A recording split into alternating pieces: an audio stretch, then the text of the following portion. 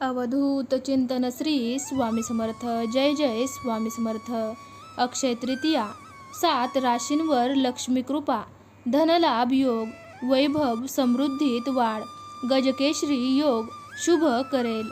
मराठी नववर्ष सुरू झाले असून मे महिन्यात अक्षय तृतीयेचा सण आहे. सन 2024 मध्ये 10 मे रोजी अक्षय तृतीया आहे.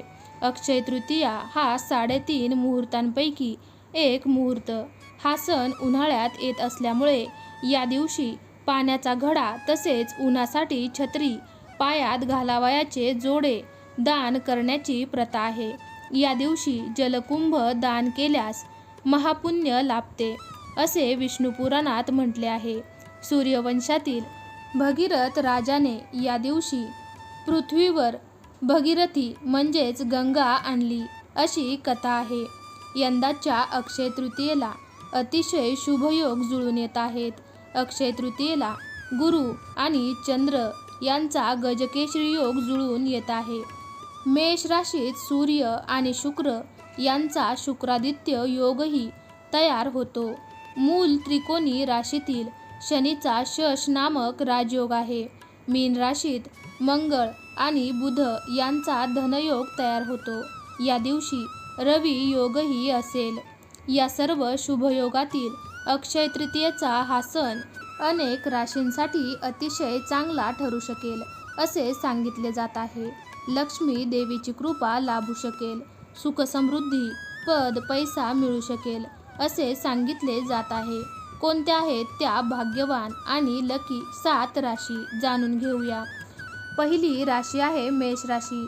अक्षय तृतीयेला जुळून असलेल्या शुभयोग सकारात्मक ठरू शकतात. जे काही काम हाती घेतले त्यात यश मिळेल. प्रदीर्घ काळ प्रलंबित असलेली कामेही पूर्ण होतील.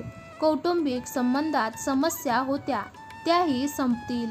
मालमत्ता खरेदी करू शकाल. दुसरी राशी आहे वृषभ राशी. अक्षय तृतीयेला जुळून असलेल्या शुभयोग शुभ फलदायी ठरू शकेल. धनलाभ होण्याची शक्यता आहे. लक्ष्मी देवीची कृपा राहील. नशिबाची साथ मिळेल. नोकरी, करिअर आणि व्यवसायात नवीन संधी मिळतील.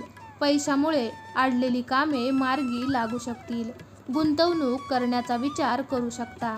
जुन्या गुंतवणुकीतून चांगला परतावा मिळेल. व्यवसाय चांगला होऊ शकेल. तिसरी राशी आहे मिथुन राशी. अक्षय तृतीयेला जुळून असलेल्या शुभ योगांमुळे यश, प्रगतीची संधी मिळू शकेल. भौतिक सुख सुविधांचा लाभ घेता येऊ शकेल. संपत्ती वाढेल. कुटुंबातील सदस्यांच्या गरजा अगदी सहजपणे पूर्ण करू शकाल. कठोर परिश्रमानंतर यश प्राप्त होऊ शकेल. स्पर्धा परीक्षांमध्ये अपेक्षित यश मिळण्याची शक्यता आहे. नशिबाची साथ लाभेल. चौथी राशी आहे कर्क राशी. अक्षय तृतीयेचे शुभ योगांमुळे उत्पन्नात वाढ होऊ शकेल. करिअर आणि व्यवसायाच्या बाबतीत अनपेक्षित प्रगती दिसू शकेल. नवीन काम करण्याचा विचार करत आहेत ते सुरू करू शकतात. भविष्यात चांगले उत्पन्न मिळेल. पाचवी राशी आहे तूळ. जीवनात समृद्धी आणि शांती वाढू शकेल. एकापेक्षा जास्त स्रोतांकडून उत्पन्न मिळण्याची संधी मिळू शकेल. सामाजिक प्रतिष्ठा वाढेल. नोकरीत बढती मिळण्याची शक्यता आहे. पगारात वाढ होऊ शकते. कुटुंबातील सदस्यांसह छान सहलीला जाऊ शकता. सहावी रास आहे धनु. चांगला काळ सुरू होऊ शकेल. व्यापारी भरपूर नफा कमवू शकतील. पैसेही वाचवू शकाल. आनंद वाढेल. ऑफिसमध्ये प्रत्येक प्रकारे अनुकूल वातावरण मिळेल. प्रत्येक बाबतीत हुशारीने वागावे लागेल. करिअरमध्ये चांगली बातमी मिळेल.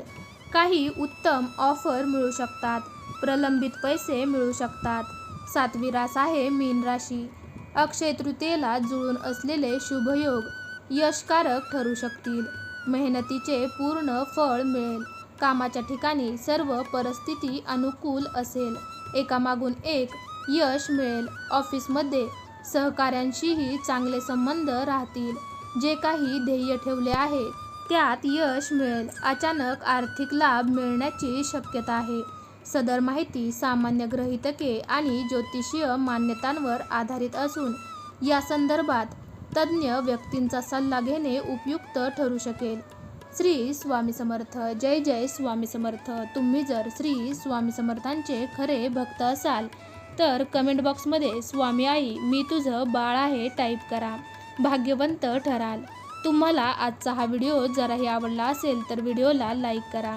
हा व्हिडिओ तुमच्या मित्रमैत्रिणींसोबत तसेच नातेवाईकांसोबत जरूर शेअर करा.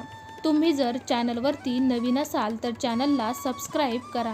चला तर मग पुन्हा लवकरच भेटूयात अशाच एका नवीन व्हिडिओमध्ये. तोपर्यंत तुम्ही सर्वांनी आजचा हा माहितीपूर्ण व्हिडिओ शेवटपर्यंत पाहिल्याबद्दल तुमच्या सर्वांचे मनापासून धन्यवाद.